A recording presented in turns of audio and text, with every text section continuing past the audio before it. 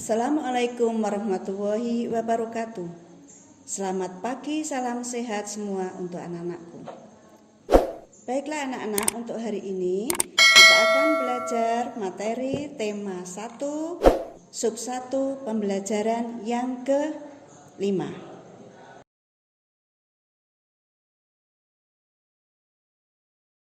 Di halaman dekat kandang kelinci, Edo melihat seekor siput yang sedang berjalan perlahan. Edo pun mengambilnya. Siput dan kelinci adalah sama-sama hewan, tapi kenapa gerakannya berbeda ya?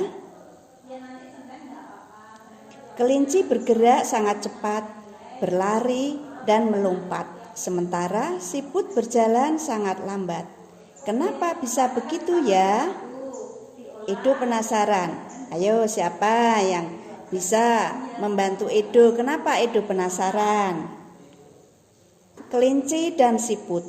Karakteristik kelinci, 1, bertulang belakang, sedangkan siput tidak bertulang belakang.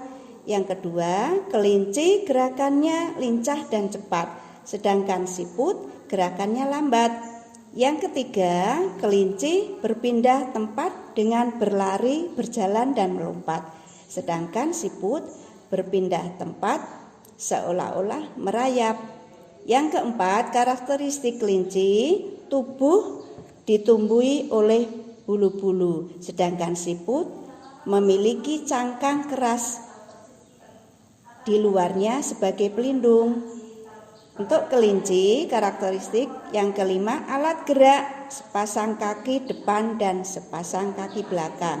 Sedangkan siput, alat gerak, kaki perut, lebar dan pipi. Berikutnya, mari kita baca. Bacaan tentang siput bukanlah hewan lemah. Siput merupakan sebagian orang dianggap sebagai hewan yang lamban dan menjijikkan. Bahkan karena gerakannya yang lamban, tidak jarang orang membanding-bandingkan dengan kelinci.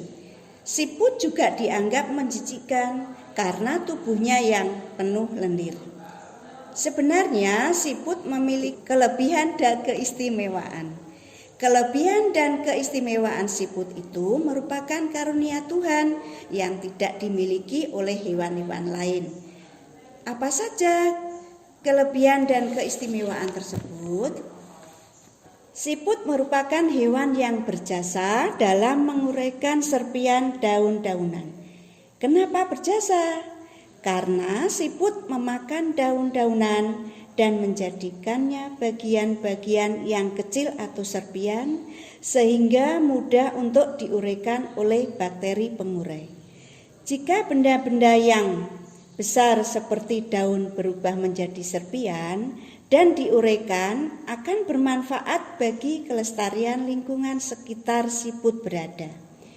Hasil penguraian yang diawali oleh siput itu akan berfungsi menjadi pupuk alami sehingga tanah pun menjadi subur.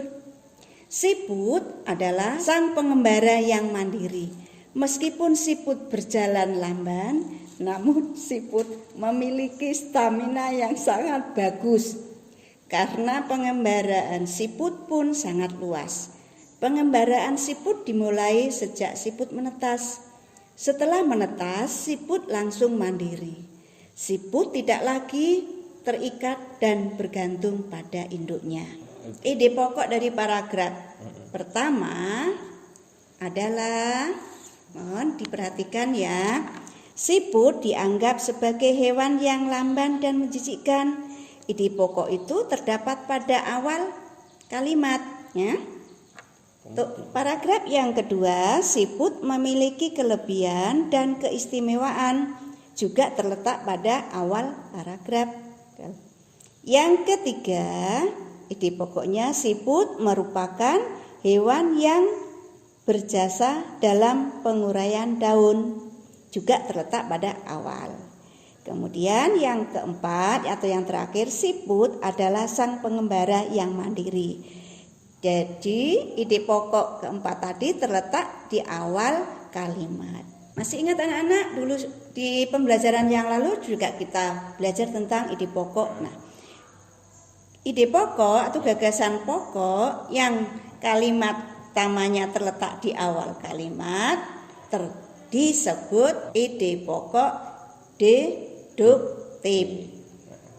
Untuk selanjutnya kita akan belajar pembelajaran yang lalu sudah anak-anak pelajari tentang ragam gambar cerita. Masih ingatkah kalian apa yang termasuk gambar bercerita? Ayo, masih ingat? Iya, bagus. Nah, anak berarti belajar ya. Ragam gambar bercerita yang pertama adalah cergam. Yang kedua, komik. Yang ketiga, pamflet. Yang keempat, cover. Ya. Yang kelima, kartun dan karikatur. Nah, dari ragam gambar bercerita, marilah kita lanjutkan ke corak gambar bercerita.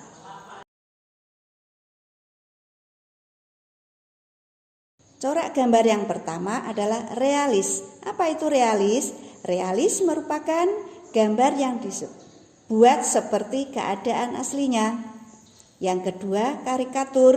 Karikatur adalah gambar yang melebih-lebihkan atau mengubah dari bentuk aslinya. Yang ketiga, kartun. Kartun adalah gambar yang berfungsi untuk menghibur atau lucu. Ya. Untuk yang keempat, dekorasi. Dekorasi merupakan gambar yang disajikan dengan mengubah bentuk objek aslinya, namun tidak menghilangkan ciri-cirinya. Demikianlah anak-anak pembelajaran kita pada hari ini. Kita simpulkan bareng-bareng ya. Coba siapa yang bisa menyimpulkan dari pembelajaran yang sudah kita pelajari tadi? Iya, kita simpulkan bareng-bareng. Yang pertama, kita tadi belajar tentang karakteristik hewan vertebrata dan avertebrata atau hewan bertulang belakang dan tidak bertulang belakang. Yang kedua, tentang ide pokok atau gagasan pokok. Ada paragraf deduktif, ada paragraf induktif. Yang ketiga, ragam gambar bercerita. Bagus anak-anak ya. Nah, demikianlah anak-anak ya. Mudah-mudahan apa yang Ibu sampaikan kita pelajari hari ini bermanfaat ya. Tetap kalian belajar walaupun di rumah. Salam sehat. Ibu akhiri. Assalamualaikum warahmatullahi wabarakatuh. Sehat.